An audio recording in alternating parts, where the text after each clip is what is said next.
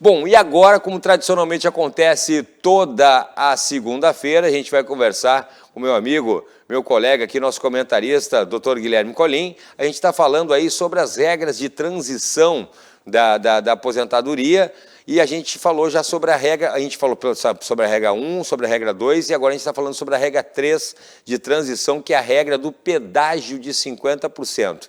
Nós já falamos, como eu falei ali, da regra número 1 de transição, que trata sobre os pontos, regra número 2, que trata sobre a idade mínima progressiva. Ambos os vídeos estão na página aqui da RDC TV e também nas redes sociais do Dr. Guilherme Colin, na página CRJ Advogados do Facebook, também no canal Saiba Direito, e a entrevista da semana passada está sendo estreada agora no canal do YouTube, exatamente agora, às 7 horas da noite, ou seja, assim que acabar o programa, você já pode acessar lá o canal Saiba Direito. A regra número 3, gente, é aquela que eu me enquadro, como você está acompanhando aqui as nossas entrevistas, é a regra que eu me enquadro porque eu tinha exatos 33 anos de contribuição em novembro de 2019. Então vamos lá. Quem se enquadra nessa regra de transição, a regra número 3, doutor Guilherme Colin? Boa noite. Boa noite, Cláudio. Tudo bem? Como é que tá? Tudo tranquilo. Muito bem. A regra número 3, ela é a regra do tempo de contribuição e do pedágio.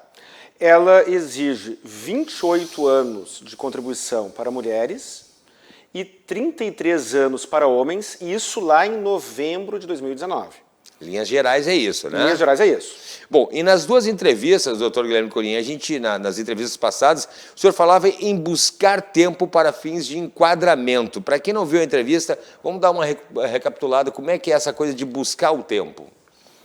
Buscar o tempo, como eu falei, não é um termo técnico. Buscar tempo é uma gíria, um jargão que se utiliza, e não se trata de inventar um tempo, não se trata de fabricar um tempo, e sim de se investigar de maneira minuciosa no histórico laboral do cliente, do segurado.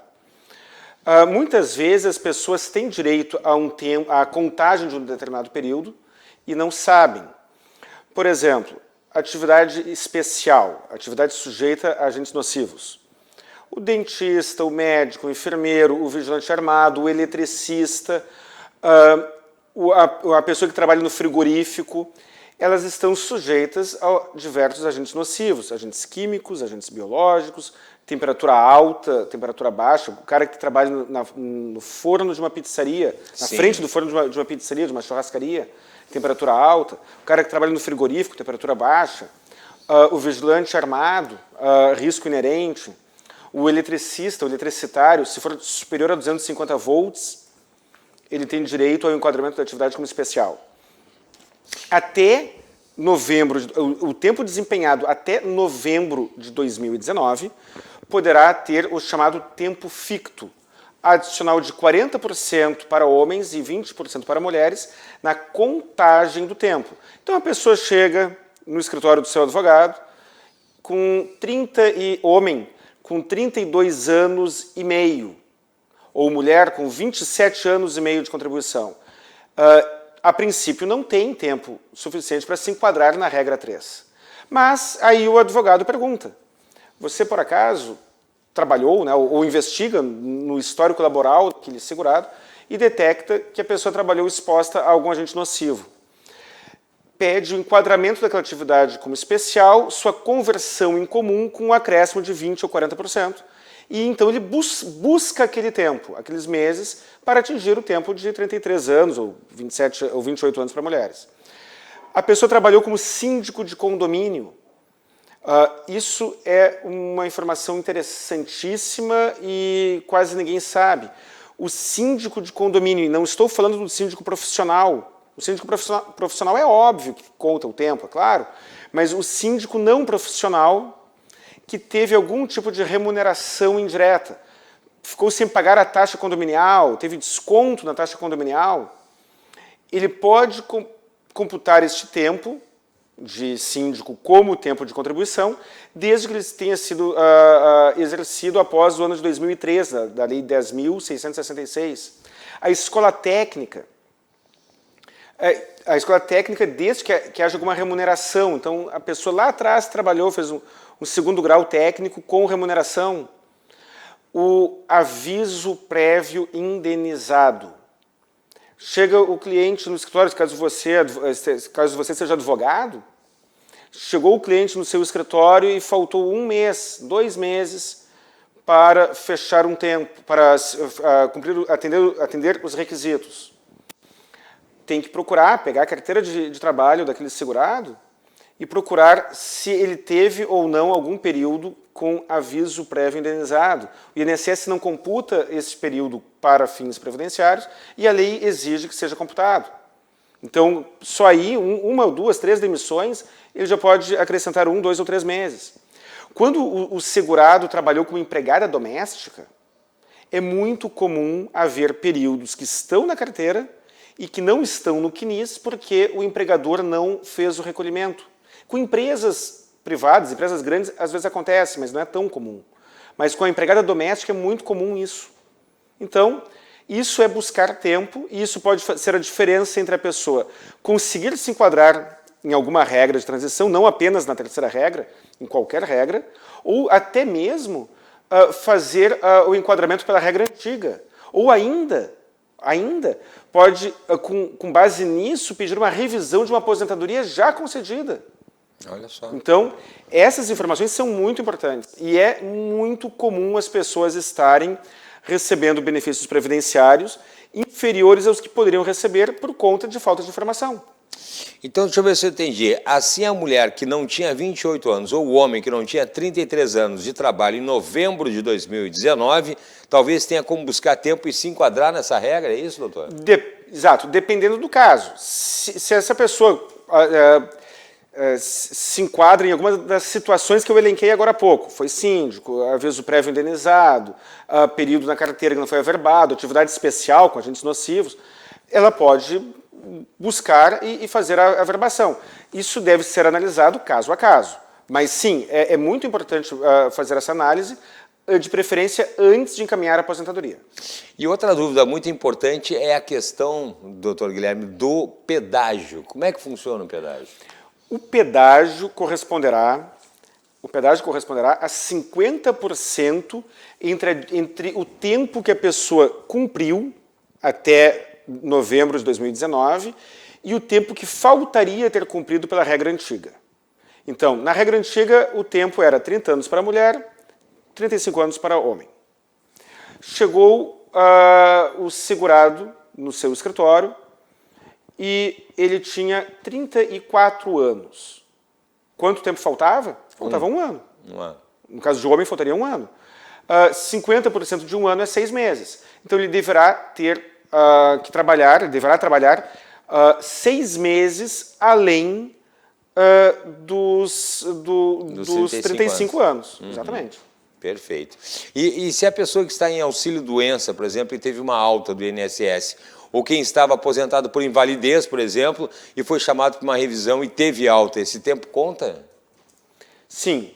O tempo de auxílio-doença e aposentadoria por invalidez em que houve a alta conta desde que seja intercalado com alguma contribuição.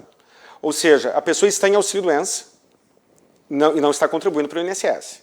Está em auxílio-doença e o tempo está passando. Ela teve a alta do INSS, ela pode discutir em juízo e questionar se aquela alta é devida ou não, ou ela pode efetuar de imediato uma contribuição. Ao efetuar aquela contribuição, e caso ela entre com uma ação judicial e ganhe, ela terá o efeito retroativo, e caso ela entre com a ação judicial e perca, então poderá também efetuar aquela contribuição, e o período entre a última contribuição e que ficou em auxílio-doença contará para todos os fins previdenciários. Lembro que, ainda que você tenha tempo suficiente para se aposentar e estiver em auxílio-doença, o critério de cálculo do auxílio-doença e da aposentadoria é diferente. E muitas vezes, pela regra atual, o auxílio-doença ele é maior do que a aposentadoria. Pela terceira regra de transição, o cálculo do benefício será feito com base na tabela do fator previdenciário, que leva em conta a idade e o tempo de contribuição. O auxílio-doença não tem fator previdenciário. Portanto, muitas vezes é muito interessante que a pessoa tente postergar, tente prolongar ao máximo o tempo de auxílio-doença. Muito bem. E a pessoa pode contar o tempo de auxílio-doença para fins desse pedágio, doutor? Também, para todos os fins. Então, se a pessoa hoje está em auxílio-doença, ela pode calcular o seguinte, bom, lá em novembro de 2019 eu tinha 33 anos de contribuição, portanto eu teria um pedágio de mais um ano, no caso do homem, né? Faltavam 2, 50%, mais um ano, eu tenho que ter 3 anos de contribuição a contar de novembro do ano passado. Se ele conseguir, se esse segurado ficar esses 3 anos em auxílio-doença, ele cumprirá o tempo mais o pedágio com o tempo de auxílio-doença, desde que faça a contribuição após a alta. E aí ele cairá na regra de cálculo da lei atual. Desculpa, ele cairá na regra, exato, ele cairá na regra do fator previdenciário, desculpa. Sim. E em uma entrevista anterior aqui, o senhor salientou que o valor do benefício do auxílio-doença pode ser maior do que o da aposentadoria. E aí quem está em auxílio-doença correrá o risco de sofrer uma redução da renda ao se aposentar? Sim, é exatamente isso. O auxílio-doença, ele é calculado com base em 91% das contribuições, da média das contribuições vertidas ao INSS. Esse é o critério de cálculo do auxílio-doença. O critério de cálculo da aposentadoria pela regra atual, inclusive aposentadoria por invalidez comum, será 60% desta média, acrescido de 2% por ano que exceder ao 20º, no caso do homem, ou o 15º, ao que exceder o 15º no caso da mulher.